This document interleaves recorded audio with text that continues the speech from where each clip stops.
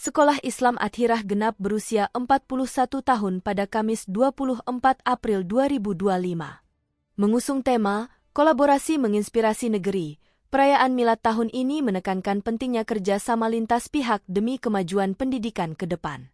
Puncak perayaan Milad akan digelar di Sekolah Islam Athirah Bone pada Sabtu 26 April mendatang. Hal tersebut disampaikan langsung oleh Direktur Sekolah Islam Athirah, Syamril. Ia menuturkan di usia yang baru Sekolah Islam Athirah didorong agar tidak hanya fokus pada pengembangan internal, tetapi juga membuka diri terhadap kolaborasi eksternal. Usia 40-an merupakan usia yang cukup matang. Artinya apa? Sekolah Islam Athirah didorong untuk tidak berpikir ke dalam saja, namun juga bisa berpikir keluar, ujar Syamril di Sekolah Islam Athirah Kaja Olalido, Rabu, 23 April. Lebih jauh, ia menyatakan, berbagai bentuk kolaborasi akan digelar sepanjang tahun, sebagai implementasi dari tema Milad yang telah diusung.